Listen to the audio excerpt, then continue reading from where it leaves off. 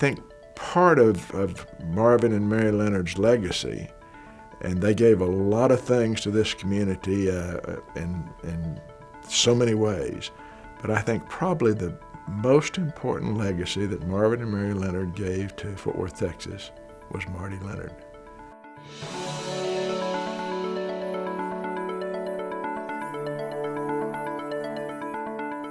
One of the best things I love about Marty, and she said it herself probably the best when she said, "I don't do honorary real well."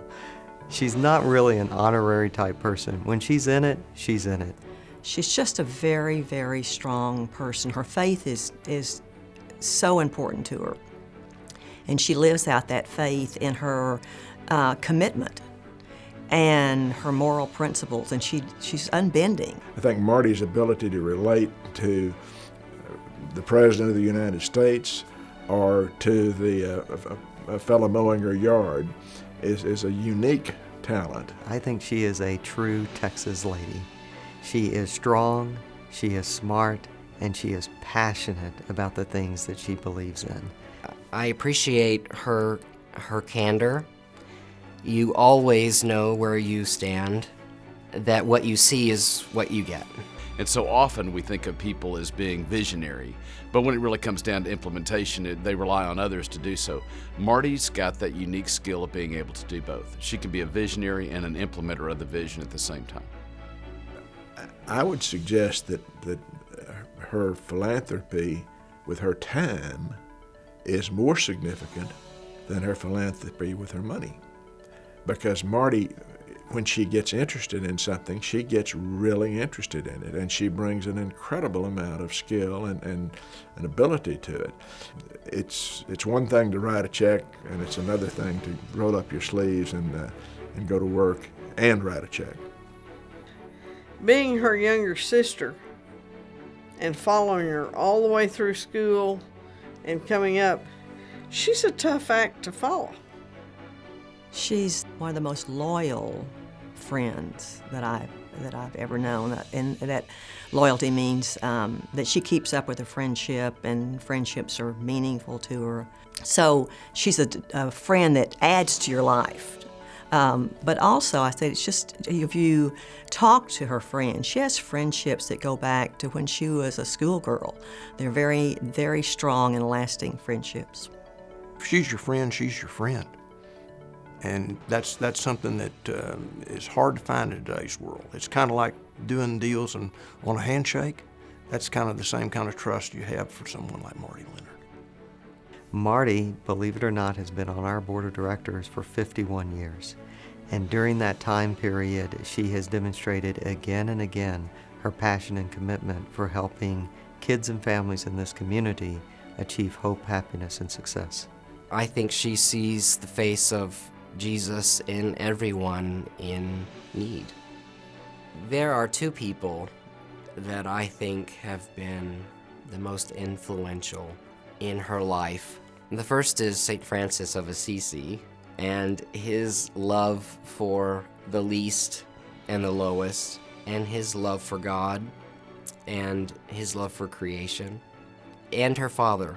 I think from her father, she learned her work ethic, and she learned the importance of bettering the community with which you find yourself. Healthcare in our community is a challenge today from what it was even back when Marvin Leonard was around. I think Marty realizes that when you have loved ones and there's an opportunity for them to need health care, that you want them to have the very best. Fort Worth deserves that. I think Marty is working to see that happens, just like she did years ago with other projects. She has a belief that Fort Worth should be a place where everyone can get great care, and she's committed to that. She has an absolute die-hard commitment to Fort Worth and Tarrant County and to making it a better place. Not just for here and now. She's committed to that, but I think she's much more committed to what this community is going to be in a decade from now, 2 decades from now, even 50 years from now. For those of us that grew up in Fort Worth and remember the Leonard's impact on downtown Fort Worth and all that went on there, the museum is a real special thing. And in that connection, Marty has a special sense, I think, of the Leonard family legacy. By preserving the museum, it is a reminder of some of the really joyful things, the Toyland, but it's also a reminder of the things that her father and mother did for the community. As you know, their motto was more merchandise for less money, and that's what you got. It was the only department store in the world with its own Subway. Daddy was quite a leader and a man and an inspiration, and she continues to this day with that legacy.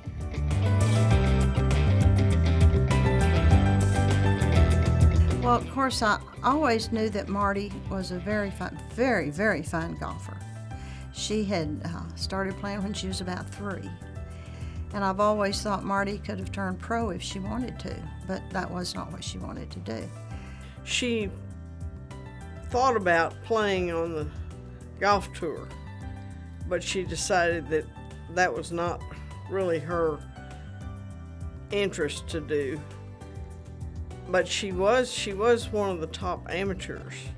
Some of my buddies call her my fairy golf mother instead of godmother. So I've been to the Masters with her a couple of times and met some pretty famous golfers through Marty, and of course Ben Hogan, got to know him through her. And if you ever see her golf swing, it's pretty darn good. And probably the only time I've ever seen her anxious or mad is if she doesn't hit the ball straight. In 1966, Marty had an idea to have this ladies' invitational golf tournament. Marty just did an exceptional job with this tournament. It was one of the favorite invitational tournaments, and the ladies just loved it. And to this day, I'll even go somewhere and somebody will say, "Didn't you play in the Shady Ladies?" And I say, "Yes, I did." When you get past people, her affection and passion for critters is equally exciting. She cares about the wildlife. She goes all over the world birding, whether it's Galapagos, Australia, and I'd say that's a big passion of hers to experience these birds. Something recently, she was in a field with hawks, and they caught these hawks and banded them so they could track them and keep up with the hawk population in the U.S., I do believe. I regard Marty as an accomplished naturalist. She may not think so, but she is. And the fact is that you could have a conversation with her about birds. You could have a conversation with her about grasses, about water, about any number of issues and items and subjects that are directly related to the planet. Hey, Marty, this is such a wonderful opportunity for me to thank you and tell you what a privilege it's been to be able to work with you on all these issues over all these years. Thanks and congratulations. Bless you for all the work you do. We love you, and we wish you a great evening. I know your mother and father would be proud of the accomplishments that you've made, and it's been a special privilege for me to be associated with them and with you for these many years. Marty, Catherine, and the children and I would like to congratulate you on the reception of this much-deserved award, and thank you for being such a role model to us and to the rest of Fort Worth. Hey, Marty, I'm really proud of you. You've gotten a lot of awards this year, but you deserve every one of them. You're my favorite Leonard cousin. Well, Marty, on behalf of your 10 godchildren and the 2 dogs named after you, congratulations on this great award. You certainly deserve it, and we all love you so much, and have a great night.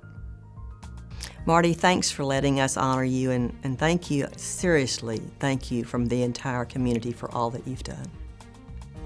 Marty, I want to congratulate you on this award tonight, and all that you do to help the hospital and the foundation and everybody else in the community. I can't tell you how proud I am of you.